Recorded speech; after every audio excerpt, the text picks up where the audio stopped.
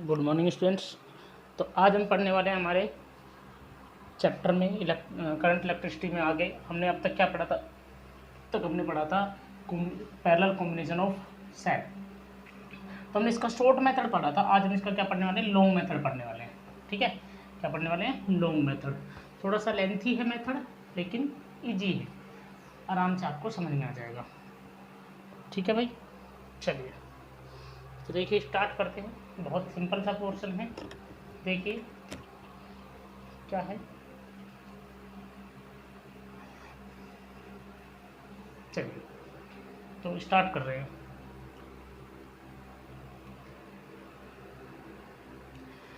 देखिए parallel combination के अंदर पहले कुछ बातें हमें समझ में आनी चाहिए कि पोटेंशियल क्या रहता है, सेम रहता है, लेकिन क्या होता है करंट की वैल्यू क्या होती है, अलग अलग होती है।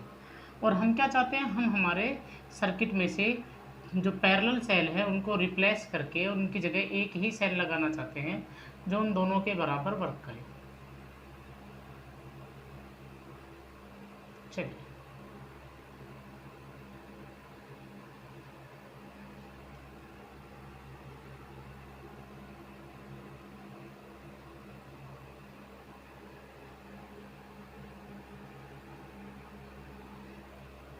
प्लस माइनस ये E1 ये E2, ये R1 और ये R2, ये कैपिटल R। ठीक है, हम क्या चाहते हैं, हम इसके इक्विवेलेंट एक सर्किट बनाना चाहते हैं। और हम इक्विवेलेंट सर्किट कैसे बनाएंगे? हम चाहते हैं कि यहाँ पे एक इक्विवेलेंट ईएमएफ का सेल आ जाए, ई इक्विवेलेंट, और यहाँ पर रेजिस्टेंस भी क्या आ जाए, आर इक्विवेलेंट, और हमारा वो मेन एक्सटर्नल जो रेजिस्टेंस है वो सेम रहे, उसी रेजिस्टेंस को उतना ही ईएमएफ, मतलब हम जो रिक्वायरमेंट चाहते थे वो रिक्वायरमेंट हमारी पूरी हो जाए। करंट आए कितना आए। ठीक है, सिंपल सी बात है, कोई टफ चीज़ नहीं है, बेसिकली है। तो कैसे करेंगे, कैसे करेंगे देखिए। अब यहाँ पे देखिए बहुत ही सिंपल बात है भाई। मान लो कि इस सर्किट में कितना करंट फ्लो कर रहा है, आई करंट फ्लो कर रहा है, लेकिन रियलिटी में पैरेलल कॉम्बिनेशन होने की वजह से इस सेल ने अपना एक अलग करंट दिया होगा और इस सेल ने अपना एक अलग करंट। मान लो इस सेल ने दिया I1 और इस सेल ने कितना करंट दिया है, I2। रिटर्न भी उतना ही करंट आएगा जितना कि बाहर गया था। तो इधर से I1 और इधर से कितना, I2। तो चलिए स्टार्ट करते हैं। मान लो कि मैं कहता हूँ कि यहाँ पर पोटेंशियल V है तो यहाँ पर कितना होगा, जीरो होगा। यहाँ पे पोटेंशियल V है तो यहाँ पे कितना होगा, जीरो होगा। बहुत ही सिंपल चीज़ें मैंने आपको बताया था, बढ़ा तो प्लस और घटा तो माइनस। स्टार्ट करते हैं। पहले सबसे पहले आप साइन कन्वर्जन कर लीजिए। देखिए इधर करंट आ रहा है तो इसका मतलब ये पॉजिटिव होगा, ये क्या होगा, नेगेटिव। इसमें भी ये पॉजिटिव और ये नेगेटिव, और यहाँ पर बात करते हैं ये पॉजिटिव और ये क्या होगा, नेगेटिव होगा। तो ये करंट यहाँ से एंट्री कर रहा है, जहाँ से एंट्री करता है वो पॉजिटिव, जहाँ से एग्जिट होता है वो क्या होता है, नेगेटिव। चलिए तो यहाँ से स्टार्ट करते हैं। V यहाँ कितना है, V फर्स्ट ब्रांच के लिए बात कर रहे हैं। V बढ़ा तो प्लस और घटा तो माइनस। बोलो बढ़ रहे हैं, घट रहे हैं, घट रहे हैं। अरे क्या हो रहे हैं, घट रहे हैं, क्योंकि मैं आपको बता देता हूँ बढ़ा घटा का एक बार थोड़ा सा चक्कर आपको थोड़ा सा क्लियर हो जाएगा। ठीक है, देखिए ये सेल है मान लो E। ठीक है, अगर मैं पॉजिटिव से नेगेटिव की ओर जा रहा हूँ, पॉजिटिव से किधर जा रहा हूँ, नेगेटिव की ओर जा रहा हूँ, तो ये मेरा क्या हो जाएगा, ये मेरा हो जाएगा घटना। मतलब मैं प्लस से माइनस पे जा रहा हूँ, कम पे जा रहा हूँ, तो माइनस का ई कंसिडर होगा। और अगर मैं माइनस से प्लस पे आ रहा हूँ तो मैं माइनस से प्लस पे आ रहा हूँ मतलब बढ़ रहा हूँ, तो मेरा क्या होगा, प्लस का ई कंसिडर होगा। क्या होगा, प्लस का ई कंसिडर होगा। ठीक है, याद रह जाएगा। सेल पे अगर हम इधर जाएंगे तो नेगेटिव और इधर आएंगे तो पॉजिटिव। ठीक है, इसी तरह से रेजिस्टेंस में बात कर लें, सेम डिक्टो कि मान लो रेजिस्टेंस ऐसे।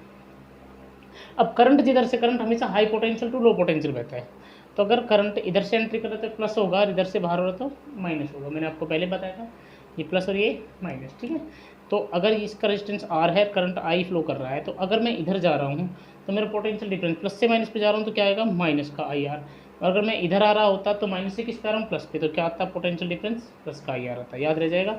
चलिए तब यहाँ से बात करते हैं। बढ़ा तो प्लस और घटा तो माइनस। मान लो ये V, ये बढ़ा कि घटा, घटा क्योंकि हम इधर जा रहे हैं, हम तो इधर जा रहे हैं, तो क्या होगा, घट रहा है कितना, माइनस का E1। और इधर जाएंगे इस रेजिस्टेंस पे तो क्या होगा, माइनस से प्लस पे जा रहे हैं, बढ़ रहे हैं, तो प्लस का I1 R1 बराबर कितना है, जीरो। ठीक है, तो यहाँ से V की वैल्यू क्या आई, यहाँ से V की वैल्यू आई E1, क्या आई भैया, E1, ध्यान सुनना, E1 माइनस I1 R1। ठीक है भाई, चलिए आगे की बात करते हैं सेकंड ब्रांच की। तो सेम सेकंड ब्रांच में मैं डिटो ऐसे ही लिख सकता हूँ कि E2 माइनस क्या होने वाला है I2 R2। बोलो क्लियर है। और अगर इस थर्ड ब्रांच में बात करूँ तो V बराबर क्या होने वाला है भाई, ओम्स लॉ से बात कर लें या नॉर्मली बात कर लें कि मान लो अगर ये V है तो ये कितना होगा 0, तो क्या लिखा जाएगा V माइनस आई आर बराबर 0, तो V बराबर क्या लिखा जाएगा आई आर। बोलो क्लियर है, क्लियर है कि नहीं है। Then I R is equal to क्या लिखा गया E1 माइनस I1 R1, और आई आर इजक्वल टू क्या लिखा गया E2 माइनस I2 R2। बोलो लिखा गया नहीं लिखा गया। आई को क्या लिख सकते हैं हम लोग, आई जो है क्या वो I1 प्लस I2 है, बोलो है कि नहीं है। आई जो है वो क्या है I1 प्लस I2 है। तो मतलब सीधी सी बात है कि आई को लिखा जा सकता है I1 प्लस कितना I2। तो भाई हमने यहाँ पे इस टर्म को यूज़ किया, तो हमने लिखा कि I1 plus I2 into R is equal to आ रहा है हमारे पास E1 माइनस I1 R1। अगर R को अंदर मल्टीप्लाई करेंगे तो क्या लिखे जाएंगे I1 R plus I2 R is equal to E1 minus I1 R1। हम क्या करते हैं कि E वाले टर्म को एक तरफ कर लेते हैं, I वाले टर्म को एक तरफ कर लेते हैं, ठीक है, ये I2 R, ठीक है। तो हमने I वाले पार्ट को इधर कर लिया, तो I1 R1 इधर ले आएंगे तो प्लस का हो जाएगा, तो क्या लिखा जाएगा I1 R plus I1 R1 plus I2 R is equal to कितना E1। अगर यहाँ से I1 कॉमन लेंगे तो क्या लिखा जाएगा E1 बराबर में I1 ले लिया कॉमन, तो R plus R1 plus I2 R। Equation हमने इसको क्या कह दिया फर्स्ट। अच्छा डिट्टो अगर E1 को ऐसे लिखा जा सकता है तो E2 को क्या लिखा जा सकता है, E2 को ध्यान से देखो, ध्यान से देखो। अगर E2 को मैं लिखना चाहूँ E2 को, तो यहाँ पे क्या लिखूँगा I1 प्लस I2 R हो जाएगा मल्टीप्लाई में, और इधर E2।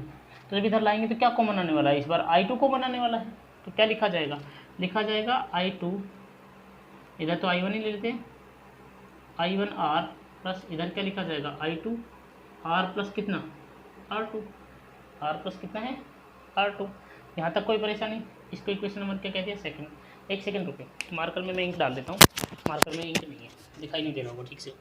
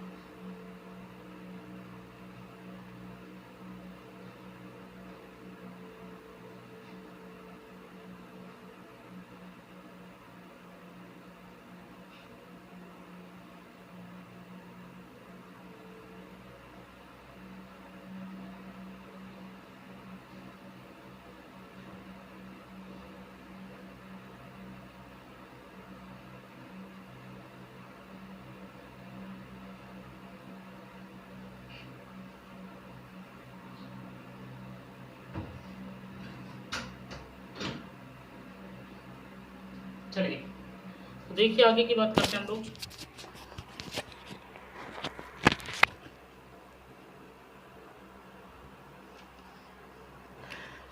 तो अब तक हमारे पास क्या आया, ये आया E2 बराबर I1R plus I2R plus R2। ठीक है भाई, अब मैं इन दोनों इक्वेशन को सोल्व करना चाहता हूँ। मैं निकालना चाहता हूँ I1 और I2 की वैल्यू, क्योंकि मुझे एग्जैक्ट में निकालना क्या है, I। क्या निकालना है, I। लेकिन मेरे सामने समस्या क्या है कि इन दोनों को सोल्व कैसे करें। तो ज़रा ध्यान से देखो दोनों इक्वेशन में क्या खासियत है। देखिए इस इक्वेशन में अगर I1 निकालना है तो किसको कैंसिल होना पड़ेगा, I2 को, और अगर I2 निकालना है तो किसको कैंसिल होना पड़ेगा, I1 को। अब यहाँ समस्या क्या है, ज़रा देखिए कि अगर मैं I1 निकालना चाह रहा हूँ तो I2 को कैंसिल होना पड़ेगा, लेकिन I2 के पास क्या है, R, और इस वाले I2 के पास क्या है, R प्लस R2। अब दोनों को इक्वल कैसे करें, दोनों को इक्वल कैसे करें कि बराबर काम हो जाए। अगर इसको R प्लस R2 से, इक्वेशन फर्स्ट को, और इक्वेशन सेकंड को सिर्फ R से मल्टीप्लाई कर दें। इक्वेशन फर्स्ट को तो किससे मल्टीप्लाई कर दें, इक्वेशन फर्स्ट को तो कर दें R प्लस R2 से, और इक्वेशन सेकंड को किससे कर दें, ओनली R से मल्टीप्लाई कर दें। तो दोनों बराबर हो जाएंगे, नहीं हो जाएंगे, हो जाएंगे। तो हमने ऐसा ही किया। तो E1 R plus R2 is equal to I1 R plus R1 into R plus कितना है, R2 plus I2 R into R plus कितना, R2। और दूसरी इक्वेशन को E2 R बराबर I1 R square plus I2 R plus R2 पहले से ही था और R से मल्टीप्लाई कर दिया। मैं इधर लिख देता हूँ I2 R into R plus कितना, R2। अब दोनों सेम है तो क्या कर दें, सब्ट्रैक्ट कर दें, तो ये कैंसिल हो जाएगा। तो क्या आने वाला है, E1 R plus R2 minus E2 R is equal to I1 R plus R1 into R plus R2 minus I1 R square. ठीक है, क्या कॉमन आएगा, दोनों में से I1 कॉमन आ जाएगा कि नहीं आ जाएगा, आ जाएगा। तो E1 R plus R2 minus E2 R is equal to I1 ले लिया कॉमन, तो इधर आ रहा है R plus R1 R plus R2 minus R square, minus कितना, R स्क्वायर। बोलो क्लियर है। मुझे किसकी वैल्यू निकालनी है, I1 की। तो I1 बराबर क्या होगा, E1 R plus R2 minus E2 R upon R plus R1 into R plus R2 minus कितना, R स्क्वायर। ये मेरे पास I1 की वैल्यू आ गई, ये मेरे पास किसकी वैल्यू आ गई, I1 की। इसी तरह से अब मैं अगर I2 की वैल्यू निकालना चाहूँ तो I2 की वैल्यू निकालना चाहूँ तो मुझे क्या करना पड़ेगा। अब आप समझिए कि देखिए अब की बार किसको कैंसिल होना पड़ेगा, I1 को कैंसिल होना पड़ेगा। तो इधर I1 के पास क्या है, R प्लस R1, और इधर I1 के पास क्या है, R है। तो इसको किससे मल्टीप्लाई करेंगे, R प्लस R1 से, और इसको ओनली R से। तो दोनों इक्वेशन सेम हो जाएंगी और फिर कैंसिल कर देंगे। तो इस बार हमने ऊपर वाली इक्वेशन को यानी कि इसको किससे मल्टीप्लाई किया है, फर्स्ट इक्वेशन को R से।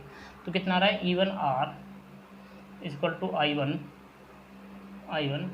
R into R plus R1 plus I2 R square, और नीचे वाली इक्वेशन को यानी कि इक्वेशन सेकंड को R प्लस R1 से is equal to I1 R into R plus R1, R plus कितना, R1 plus I2 R plus R2 पहले से ही था और R प्लस R1 से हमने मल्टीप्लाई किया है। अब अगर इनको सब्ट्रैक्ट करेंगे, माइनस माइनस माइनस, तो ये वाला पोर्शन कट जाएगा और E1 R minus E2 R plus R1 equal to I2 R square minus I2 R plus R1 और R प्लस कितना है, R2। मुझे किसकी वैल्यू निकालनी है, I2 की। तो I2 कॉमन आ जाएगा और बाकी सब ट्रांसफर हो जाएगा, नहीं हो जाएगा। तो हमने ऐसा ही किया। तो कितना आ रहा है, E1 R minus E2 R plus R1 upon नीचे डिवाइड किया R square minus R plus R1 और R प्लस कितना है, R2 इक्वल टू कितना, I2। देखिए एक बात देखिए, इन दोनों में क्या फ़र्क है? इन दोनों में फ़र्क सिर्फ इतना सा है कि यहाँ आर स्क्वायर माइनस में है और यहाँ आर स्क्वायर किस में, प्लस में है। तो अगर मैं माइनस कॉमन लेके ऊपर मल्टीप्लाई कर दूंगा या माइनस से को मल्टीप्लाई कर दूंगा तो क्या होगा भैया, साइन चेंज हो जाएंगे। तो साइन कन्वर्ट कर देते हैं। तो आई टू इक्वल टू क्या आएगा, E two R plus R one minus E one R. ठीक है, जो प्लस का था वो किसका हो गया, माइनस का, जो माइनस का था किसका हो जाएगा, प्लस का। और नीचे कितना आ जाएगा, R plus R one into R plus कितना, आर टू माइनस कितना, आर स्क्वायर। अब हमें क्या करना है, अब हमें I one plus I two करना है। तो आई इक्वल टू क्या होगा, I one plus I two. तो आई की जगह आई वन की जगह आई वन की वैल्यू और आई टू की जगह आई टू की वैल्यू रखेंगे। क्या आएगा बोलिए, E one R plus R two minus E two R upon R plus R one R plus R two minus का आर स्क्वायर प्लस इधर कितना आ रहा है, E two R plus R one minus E one R upon R plus R one R plus R two minus R square. अब क्या होगा, अब क्या करें, अब कुछ नहीं करना, दोनों में से एलसीएम सेम आ रहा है कि नहीं आ रहा है, एलसीएम सेम आ रहा है तो लिख देते हैं। तो आई इक्वल टू क्या लिखा गया, लिखा गया E one R plus R one minus R plus R two minus E two R plus E two R plus R one minus E one R upon R plus R one R plus R two minus R square.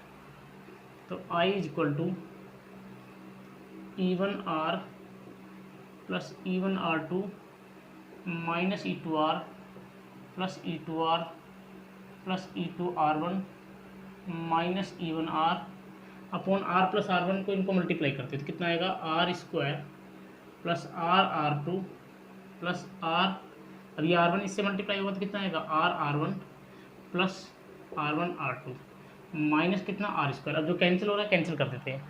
तो देखिए ई one R से E one R cancel, E two R से E two R cancel, इधर R square से R square cancel. तो इधर कितना आ रहा है, आई बराबर में आ रहा है E one R two plus E two R one upon कितना भैया, अपॉन आर। अब देखिए ध्यान से देखिए, इनमें से आर कॉमन आ रहा है तो आर वन प्लस क्या लिख सकते हैं, R two plus R one R two. ऐसा करते हैं ऊपर नीचे R one plus R two से डिवाइड कर देते हैं, आर वन प्लस क्या कर देते हैं, आर टू से डिवाइड करते हैं ताकि आर अकेला बचा रह जाए। तो E one R two plus E two R one upon R one plus कितना, R two divided by R. अब यहाँ डिवाइड होंगे तो ये R one plus R two से कितना रह जाएगा, आर ही, तो plus R one R two upon R one plus कितना, आर टू। अब अगर मैं इस इक्विवेलेंट सर्किट से कंपेयर करता, इस इक्विवेलेंट सर्किट से कंपेयर करता तो इससे क्या कंपेयर करता, देखिए ये V तो ये कितना, जीरो।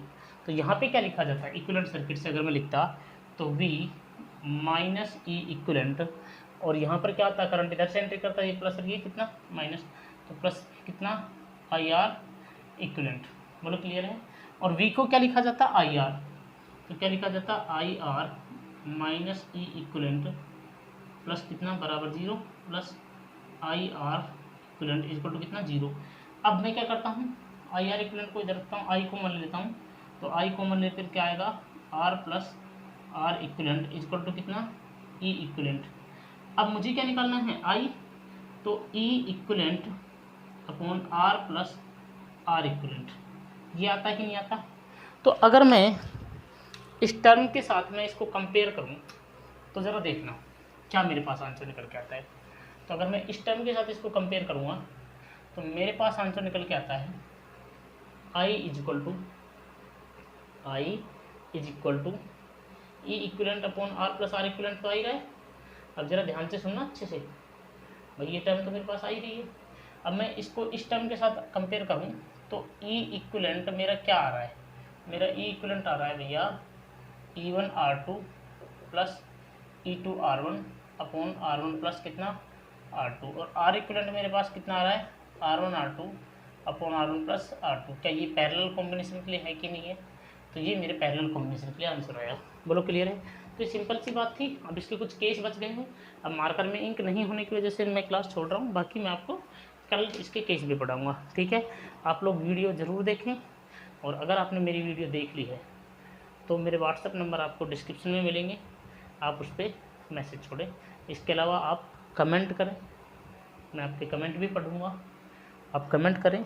मैं आपसे उम्मीद करता हूँ कि आप अच्छे से कमेंट करके बताएंगे कि आपको समस्या तो नहीं है, अब ठीक है कि नहीं, आपको अच्छे से समझ में आ रहा है कि नहीं है। समझ रहे हो ना आप? ठीक है, बहुत अच्छा।